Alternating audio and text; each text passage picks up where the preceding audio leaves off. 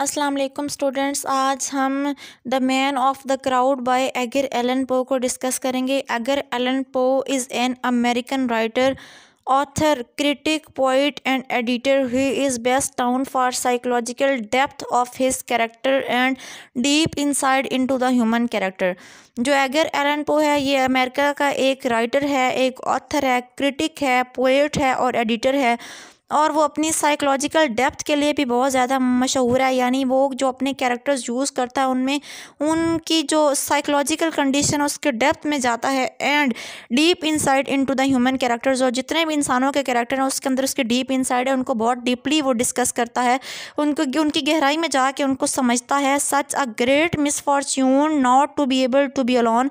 अगर हम स्टोरी को शुरू करें तो ये यहाँ से शुरू होती है कि ये बहुत बड़ी बदकिस्मती है not to be able to be alone, कि अकेला रहने के काबिल ना होना। Declares the opening line of Edgar Allan Poe's man of the crowd. ये एडगर एलन पो की जो मैन ऑफ द क्राउड है उसकी ओपनिंग लाइन है कि बहुत बड़ी ये बदकिस्मती है, मिसफॉर्च्यून है कि अकेला रहने के काबिल ना होना। Surrounded by city full of people. अब लोग इतने ज़्यादा उसके इर्द गिर्द जब होते हैं। The narrator is Indeed not alone in that sense. जो नेरेटर है वो उस सेंस में अलोन नहीं है, उस सेंस में तनहा नहीं है। अलोन दो may be viewed in an other light. Alone को हम एक और लाइट में देखते हैं। टू बी यूनिक, जिसका मतलब होता है ख़ास होना। यूनिक का मतलब होता है, अलोन का मतलब है यूनिक होना। अलोन का मतलब आइसोलेशन की स्टेट नहीं है कि हम दुनिया के सारे अफेयर से अलग थलग होकर आइसोलेटेड फॉर्म में जाके बैठ जाएं। इसका मतलब होता है यूनिक होना। इस स्टोरी के अंदर to stand alone against the chaos and homogeneity of the crowd. जो भी अब क्योस है, जो भी तबाही है, उसके खिलाफ अकेले खड़े होना। अलोन का मतलब क्या है? यहाँ पे अलोन के दो मीनिंग्स यूज़ हुए हैं। एक इसका मतलब होता है यूनिक होना यानी मखसूस होना, और दूसरी बात यह है कि किसी भी क्योस या होमोजेनिटी ऑफ द क्राउड है, सारी दुनिया एक तरफ है और आप अकेले एक तरफ खड़े हुए हो, आप अकेले स्टैंड ले रहे हो। The relationship the narrator has with the observation he makes about the people of the London give insight regarding the nature of the urban relationship generally। जो उसका रिलेशनशिप है अब नेरेटर का क्राउड के साथ, वो उसका जो अर्बन सोसाइटी है उसके बारे में हमें डीप इंसाइट देता है, हमें गहराई में बताता है कि अर्बन सोसाइटी कैसी होती है, जो सिटी लाइफ है वो कैसी होती है। दो the narrator does not in reality have any direct communication with the people in this story. अगरचे जो नेरेटर है उसका लोगों के साथ कोई डायरेक्ट कम्युनिकेशन नहीं है, वो बातचीत नहीं कर रहा लोगों के साथ। He observes and report on each of them. वो सिर्फ ऑब्जर्व कर रहा है, वो सिर्फ उनका मुशाहिदा कर रहा है और फिर उन पर रिपोर्ट दे रहा है कि वो इन एक्चुअल ये कन्वे करने की कोशिश कर रहा है, ये हम तक डिलीवर करने की कोशिश कर रहा है कि लंदन लाइफ जो है, जो एक सिटी लाइफ है, वो कैसी होती है, लोग कैसे एक दूसरे से दूर होते हैं, उनको रिमोटेड होते हैं, उनको किसी के बारे में कोई परवाह नहीं होती। वो सिर्फ मतलब सेल्फ कॉन्शियस होते हैं, अपना ही उन्हें बस पता होता है, लोगों के बारे में से सराउंडिंग का कुछ पता नहीं होता। And these observation substitute for is lacking personal relationship. और ये जो वो ऑब्जर्व कर रहा है ना लोगों को, यही तो उसकी पर्सनल, जो उसके पास अपने ज़ाती रिलेशन नहीं है, तो ये उसके लिए सब्सटीट्यूट के तौर पर काम कर रही है, यानी ये उसकी कमी को पूरा करने के लिए, उसके पास पर्सनल रिलेशनशिप्स नहीं है, तो उस कमी को पूरा करने के लिए वो क्या करता है, वो इस ऑब्जर्वेशन को यूज़ करता है, वो ऑब्जर्व करके अपना टाइम पास कर रहा है। It is his observation of the city of the London itself, of the crowd end of the old man that reveal pose distaste for isolation. ये उसकी ऑब्जर्वेशन ही तो है लोगों के बारे में, सिटी लाइफ के बारे में, जो हमें बताती है कि अगर एलन पो को कैसे आइसोलेशन के बारे में वो कैसे डिस्ट्रेस था, यानी उसे कैसे तन्हाई बिल्कुल अच्छी नहीं लगती थी। एंड लॉस ऑफ इंडिविजुअलिटी, और ये लॉस ऑफ इंडिविजुअलिटी के बारे में बताते हैं। इसकी ऑब्जर्वेशन ही तो है लोगों के बारे में, सिटी लाइफ के बारे में, उस मैन के बारे में, जो हमें ये बता रही है, जो हमें इन एक्चुअल राइटर के पर्सपेक्टिव का, राइटर का जो परसेप्शन है वो हमारे तक पहुंचाता है कि वो उसके क्या ख्यालात हैं आइसोलेशन के बारे में। The city is almost only described at a night. City को नाइट के वक्त डिस्क्राइब किया गया है, रात के वक्त सारा ये जो मंजर है ये रात का बयान किया गया है। And we see almost nothing of the day night और हम कोई भी चीज़ दिन के वक्त की नहीं देखते। The audience is left with the dark and gloomy image of the city. अब जो ऑडियंस का इमेज है वो कैसा डार्क और ग्लूमी दिखाया गया है। By providing this sole night time portrait of the city through the narrator. ये अब जो रात का पोर्ट्रेट वो दिखा रहा है ना राइटर या नेरेटर, जो इसको एक्सप्लेन कर रहा है। पो automatically creates a depressing outlook on a city life. ये हमें सिटी लाइफ की डिप्रेसिंग, जो एक बहुत ही तारीख और बहुत ही बहुत ही उसकी क्या आप ये कह सकते हैं कि क्रिटिकल सिचुएशन थी, उसके बारे में हमें ये बताने के लिए, डिप्रेसिंग आउटलुक को रिवील करने के लिए उसने रात की इमेज को यूज़ किया नरेटर ने। And pervades the story and provides the backdrop for the entire commentary to reinforce the depressing outlook Poe has the narrator। अब इसके डिप्रेसिंग सिटी लाइफ के डिप्रेसिंग आउटलुक को इनोमिनेट करने के लिए उसने नरेटर को यूज़ किया है in more detail than any other part of the London। He states that this place is the worst impress of the most deplorable poverty and of desperate crime। अब जो writer है वो ये कहता है कि ये जो जगह है, ये किस जगह, ये क्या है, ये सिर्फ एक डिप्लोरेबल पॉवर्टी की जगह, यहाँ पे काबिल रहम गुर्बत है एंड डेस्परेट क्राइम है, और गुर्बत की वजह से यहाँ पे बहुत ज़्यादा जुर्म जो है वो जन्म ले रहे हैं। The poverty and the crime reveal that people do not care about each other। ये जो गुर्बत है और ये जो क्राइम है ये साबित करते हैं कि लोगों को एक दूसरे की परवाह नहीं है। ऑब्वियस ही बात है, अगर परवाह होती तो कोई गरीब क्यों होता, कोई भूख से क्यों मरा होता, और अगर उनको कुछ मिलता तो वो क्राइम्स क्यों करते। तो उस वक्त ये इस बात को जाहिर करता है कि लोगों के दूसरे की कोई परवाह नहीं है। इसका मेन थीम ही यही है कि people do not care about each other, in that no one heeds the poorest of the poor and the criminals have no regard for their fellow city dwellers। और जो क्रिमिनल्स हैं उनको भी अपने fellow city dwellers की कोई परवाह नहीं है, जो उनके अपने शहर के लोग हैं उनको कोई परवाह नहीं है, वो उनके बारे में बिल्कुल कॉन्शियस नहीं है। People are isolated from and apathetic towards their fellow city dwellers। ये अपने जो जितने भी लोग हैं वो एक दूसरे से अलग थलग हैं, एपेथेटिक हैं और आइसोलेटेड हैं। To give a further impression of the imprisonment and apathetic nature of the city he describe the beggars. अब ये जो डिप्लोरेबल पॉवर्टी है, उसके डिप्रेसिंग आउटलुक है, ग्लूमी इमेज है, जो लोग वहाँ पे डेस्परेट क्राइम्स हैं, इनको मज़ीद उसने दिखाने के लिए वो लड़कियों को दिखाता है जो कि बेगिंग कर रही हैं, मांग रही हैं, they are demanding worse and sick people. वो पुअर गर्ल्स को के बारे में बताता है, जो बीमार लोग जो हैं जो गली में पड़े हुए हैं उनके बारे में बताता है। From the description of these people it is evident that city is cold, uncaring and unforgiving place. अब हम यहाँ से ये कंक्लूजन जो है ये डिराइव कर सकते हैं, हम इवेंचुअली कंक्लूड कर सकते हैं कि जो सिटी है ये बिल्कुल कोल्ड है, अनकेयरिंग है और अनफॉरगिविंग प्लेस है, कोई किसी को माफ़ करने वाला नहीं है। The lack of concern for the others in the city highlight poses notion that urban environment creates isolation amongst its inhabitants.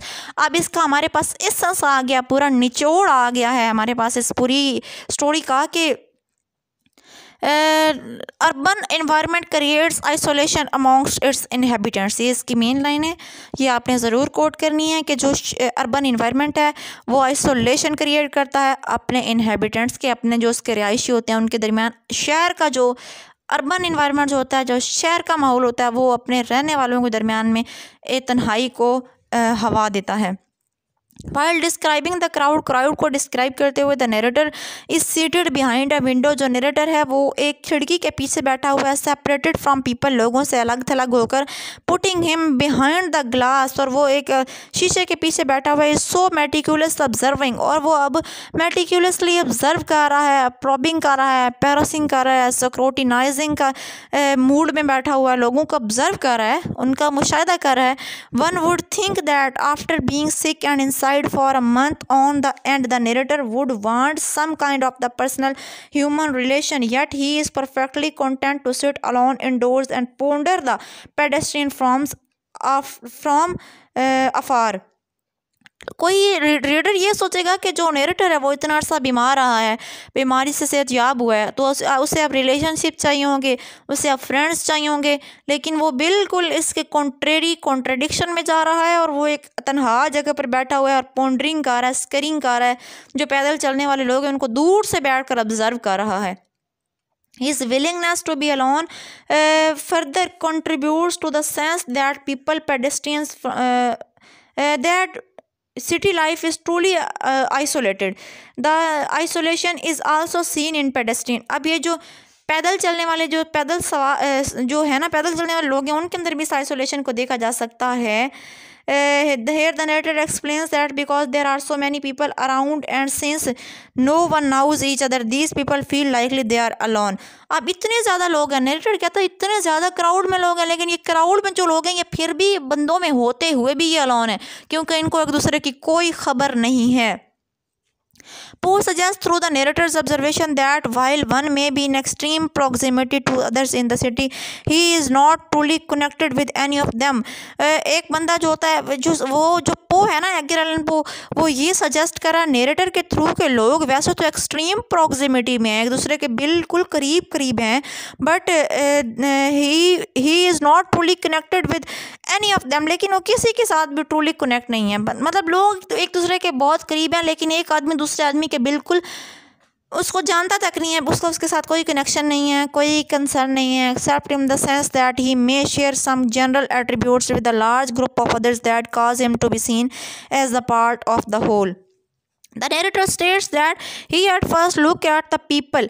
narrator अब ये कहता है कि वो लोगों को सबसे पहले उनकी लुक को देखता है, in their aggregate relation, उनके relationships को देखता है, but then he points out there are innumerable varieties, और फिर उनकी जो बेमिसाल जो उनकी लातादाद varieties हैं उनको वो explain करता है, point out करता है।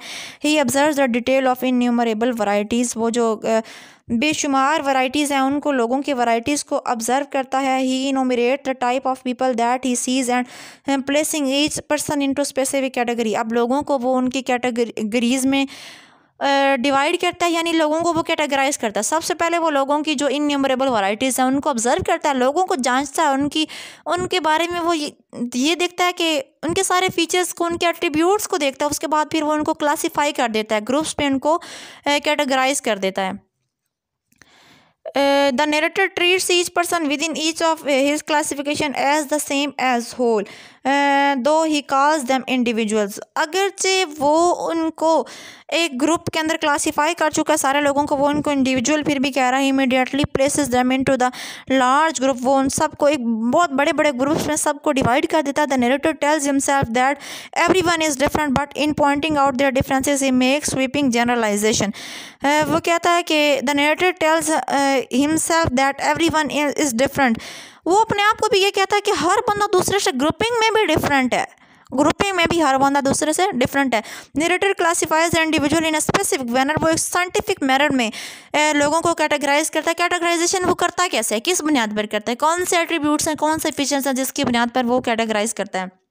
तो वो फिगर पर उनकी फिगर को देखता है, उनके ड्रेस को देखता है, उनकी एयर को देखता है, उनकी चाल गेट को देखता है, उनके विजेज यानी वो लगते कैसे हैं, फिजिकली कैसे लग, तो वो उनकी वो विजेज को देखता है, एक्सप्रेशन ऑफ द काउंटेनेंस, और उनके हुलिये को देखकर वो उनको कैटेगराइज करता है। While these traits should make each person different at least, ये जो है ये ट्रेड्स जो एक दूसरे को लोगों को एक दूसरे से डिफरेंट कर रहे हैं। आप जब जो नरेटर है वो एक विंडो की ग्लास के पीछे बैठकर लोगों को ऑब्जर्व कर रहा है, तो वो उनको, हालांकि ये जो रीडर है या कोई भी ये सोचेगा कि वो बीमारी के बाद से जॉब हुआ है, डी कॉफ़ी हाउस पे आके बैठा है, तो वो अब उसे रिलेशनशिप चाहिए होंगे, फ्रेंड्स चाहिए होंगे, एंजॉयमेंट के लिए आएगा, लेकिन वो स्टिल ऑब्जर्व कर रहा है लोगों को, अभी भी वो लोगों के बारे में ही वो है कि डेस्परेट है कि लोग कैसे हैं। तो वो अब उनको क्लासी लोगों को देखता जा रहा है और ये देख रहा है कि कितने लोग एक दूसरे से दूर हैं, एक्सट्रीम प्रॉक्सिमिटी में हो के भी एक दूसरे से बेहद दूर हैं। फिर वो लोगों को क्लासीफाई करता है, उनकी कैटेगरीज बनाता है, उनके ग्रुप्स बना देता है, लोगों को ग्रुप्स के अंदर रखता है, उनकी जो काउंटेनेंस है उसकी बेस पर, विजेज की बेस पर, उनकी गेट की बेस पर, उनकी विजुअल की बेस पर, इन सारी बेसिस पर वो लोगों को क्या कर देता है, कैटेगराइज कर देता है और उनको ग्रुप्स के अंदर डिस्ट्रीब्यूट कर देता है। Benefit of the classification in some way from another, they are all treated as exactly the same within each group. When a person come along the man of the crowd, when old man comes along the man of the crowd, that cannot be classified. एक बूढ़ा आदमी आता है जब वो grouping कर रहा होता है ना, तो एक बूढ़ा आदमी आता है जिसको वो क्लासीफाई नहीं कर सकता, वो सोचता है कि मैं इसे कैसे क्लासीफाई करूँ। द नरेटर इज स्टार्टल, वो अब हक्का बक्का हो जाता है, उसे समझ नहीं आती कि मैं ऐसे किस ग्रुप में रखूँ। He does not know how to think about this man, वो नहीं जानता कि इस आदमी के बारे में कैसे जांचा जाए।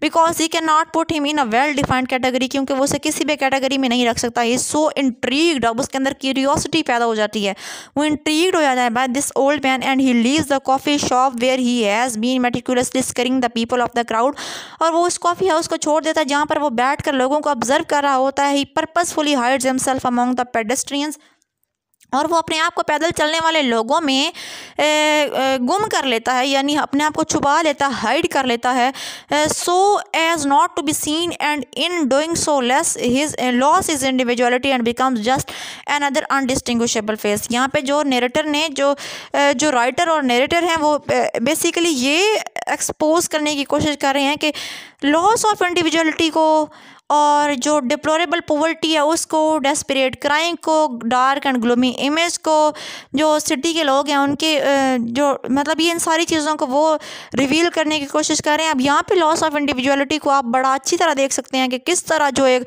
नरेटर था वो पहले एक जगह पे बैठा था, जब एक बंदा है उसको वो कैटेगराइज नहीं कर सका, बूढ़ा आदमी था, उसको किसी ग्रुप में वो नहीं रख सका, तो वो उसके बारे में इंट्रीग्ड हो गया, उसने वो डी कॉफ़ी हाउस छोड़ दिया और वो बाहर उसका पीछा करने के लिए ग्रुप के अंदर जो क्राउड था लोगों का बहुत ज़्यादा, उसके अंदर अपने आप को छुपा लेता और एक अनडिस्टिंग्विशेबल फेस बन जाता है, यानी यहाँ भी वो अपनी इंडिविजुअलिटी को लॉस कर देता है। तो यहाँ भी लॉस ऑफ इंडिविजुअलिटी की बात आई है। If the narrator himself is undistinguishable, how is he be able to individualize and ascribe the specific attributes to someone else? अब यहाँ पे एक सवाल उठता है कि जब नरेटर ही अपने आप को लोगों के दरमियान छुपा लेगा तो वो दूसरे लोगों के एट्रीब्यूट्स को कैसे क्लासीफाई करेगा या कैसे उनके बारे में कुछ बताएगा। He describe the passage that he the old man takes causes him to become the intertwined with the old man's identity. वो कहता है कि ये जो ओल्ड मैन ही था जिसने उसे इस बात पर मजबूर किया कि वो उसका पीछा करे। The narrator says that he hurried into the streets until we emerged। वो कहता है कि narrator अब बताता है कि वो उसका पीछा करता रहा है यहाँ तक कि वो आमने सामने हुए। He has to do exactly as the old man does in order to stay close and observe him। वो कहता है कि ये old man का ही था कि उसने मुझे अपने करीब होने पर और उसे ऑब्जर्व करने पर मजबूर किया, यानी उसने कुछ ऐसा किया, उसकी लुक ऐसी थी जिसने उसे उसका पीछा करने पर मजबूर किया। Again this mixing of identity emphasize the loss of individuality in city that pose wishes two point out. यही तो लॉस ऑफ इंडिविजुअलिटी है जिसको वो हाईलाइट करने की, पॉइंट आउट करने की कोशिश कर रहा है। A person start to lose his individuality when he start behave like other people। जब वो अपनी इंडिविजुअलिटी को कोई उस वक्त लॉस करता है जब वो भी दूसरे लोगों की तरह बिहेव करने लग जाता है। अब देखो जो नरेटर था वो पहले अलग थलग बैठा था, आइसोलेटेड फॉर्म में था, अलोन था, अलूफनेस में बैठा था, लेकिन वो भी अब लोगों की तरह बिहेव करने लग गया और लोगों में जाके गुम हो गया और अपनी इंडिविजुअलिटी को उसने लॉस कर दिया। The narrator eventually abandon is persuade. जब नरेटर होता है वो अपने मकसद को तर्क कर देता है क्योंकि वो उसकी किसी चीज़ को ऑब्जर्व नहीं कर सकता, पीछे भागता रहता है, 24 घंटे भागता है, यहाँ तक कि बारिश शुरू हो जाती है लेकिन फिर भी वो उसे ऑब्जर्व नहीं कर पाता। Saying that this man does not permit himself to be read. फिर वो ये कह के उसे छोड़ देता है कि ये आदमी इस बात की इजाज़त नहीं देता कि इसको पढ़ा जाए। He points out that he can learn nothing else about him. वो कहता है कि वो इसके बारे में कुछ भी नहीं जान सका।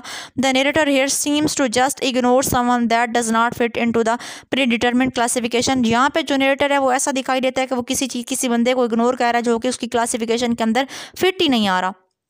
This eventually disregard for the peculiarity of the old man against shows that there is no true individuality in the city. People like this man cannot be classified. They are probably simply ignored. They do not exist since in essence there are no individuals। हम ये कह सकते हैं कि कोई भी यहाँ पे इंडिविजुअल नहीं है, लॉस ऑफ इंडिविजुअलिटी है। बस पो ने यही यहाँ पे रिवील करने की कोशिश की है। Though the observation made by narrator, it is evident that isolation can be seen in every member of the society. No one knows anyone else and in that everyone is isolated। अब इस पूरी जो story है इसके अंदर क्या चीज़ है, पो ने क्या लोगों को बताने की कोशिश की है। सबसे पहले तो उसने डार्क एंड ग्लोमी इमेज को दिखाने की कोशिश की है और डिप्रेसिंग सिटी के डिप्रेसिंग आउटलुक को दिखाने की कोशिश की है। उसके बाद उसने डिप्लोरेबल पॉवर्टी, डेस्परेट क्राइम्स के बारे में बताया है।